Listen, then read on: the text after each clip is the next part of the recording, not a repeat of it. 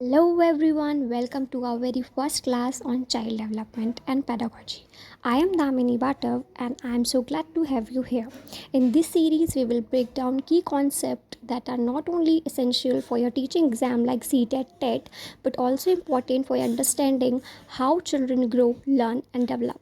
Today, we are diving into one of the most important foundational topics, developmental theories. We will explore how thinkers like Piaget, Vygotsky have shaped our understanding of child's development. So, grab your notebook, stay focused, and let's begin our journey into the fascinating world of child development. Now, in theories of development, हमारी first theory है Piaget's cognitive development. This is very important theory as per CDP. So firstly पियाजे ने अपनी cognitive development क्यों बोला गया है. Cognitive का मतलब होता है skills of process of knowing और मेंटल स्किल्स.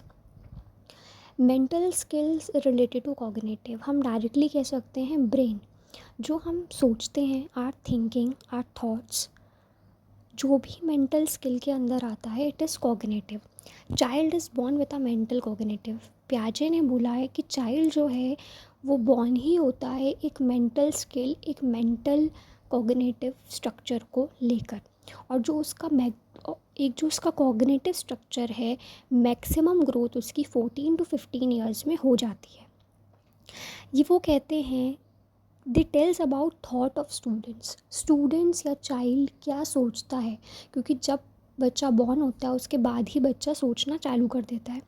सो उन्होंने एक चीज़ और कही है कि this child he is constructivist. वो एक कंस्ट्रक्टिविस्ट है. He believe that children are little scientist.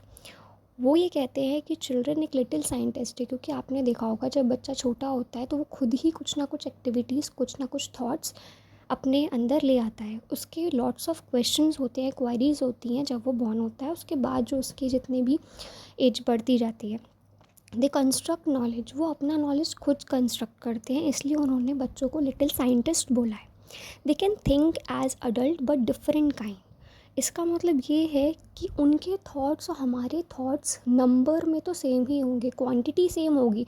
अगर कोई अडल्ट एक दिन में 100 थॉट्स सोचता है तो बच्चा भी एक दिन में 100 थॉट सोचेगा, जस्ट फॉर एग्ज़ाम्पल. लेकिन उसकी काइंड अलग होगी, उसकी क्वालिटी अलग होगी. जो अडल्ट है वो मे भी सोचेगा अपने करियर, अपने रिलेशनशिप या अपनी फैमिली या जिस चीज़ में भी वो स्ट्रेस्ड है या जो भी चीज़ें उसकी लाइफ में चल रही हैं. बट बच्चे अलग काइंड ऑफ थॉट्स सोचते हैं. हो सकता है वो किसी खिलौने के बारे में, किसी टॉय उसका टूट गया हो उसके बारे में सोच रहा हो. तो काइंड अलग हो सकती है बट क्वांटिटी सेम होती है. तो जैसे हमने क्वेश्चन देखते हैं कि अकॉर्डिंग टू प्याजे children's thinking different in dash from adults than in. इसका क्या मतलब है कि जो चिल्ड्रन है उनकी थिंकिंग कैसे डिफरेंट होगी काइंड में, और कैसे सिमिलर होगी अमाउंट में.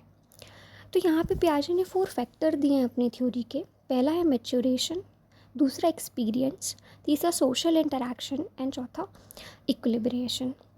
मैच्योरेशन वो कहते हैं हेरिडिटिक, जेनेटिक होता है.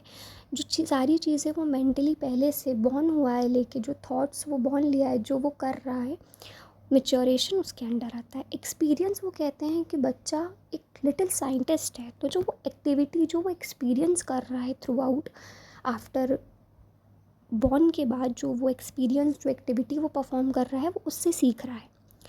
तीसरा वो कहते हैं सोशल इंटरैक्शन. सोशल इंटरैक्शन से उनका मतलब है सोशली वो क्या एक्टिविटी कर रहा है, सोशली वो लोगों से जब मिल रहा है, वो घर पे कैसे लोगों के साथ है, कैसे वो रिस्पॉन्स कर रहा है चीज़ों का. This is under social interaction. And चौथा है इक्विलिब्रेशन, कन्फ्यूजन टू क्लैरिटी से आप याद रख सकते हैं. सपोज़ अगर उसने कोई चीज़ देखी, सपोज़ अगर उसने कोई एक एनिमल देखा जिसके 4 पैर हैं, 4 पैर वाला कोई एनिमल देखा और उसके मम्मी ने बोला कि दिस इज़ कैट. तो जब वो अगली बार उसको ही फिक्स हो गया, बट अगली बार अगर वो किसी डॉग को देख रहा है उसके भी 4 पैर हैं तो वो उसे कैट कहेगा. लेकिन फिर जब उसकी मम्मी उसे बताएगी कि दिस इज़ नॉट कैट, ये भी, इसके भी 4 पैर होते हैं बट इट इज़ डॉग, तो उसकी जो कन्फ्यूजन थी वो क्लैरिटी में कन्वर्ट हुई. तो उससे मतलब है उनका इक्विलिब्रेशन का.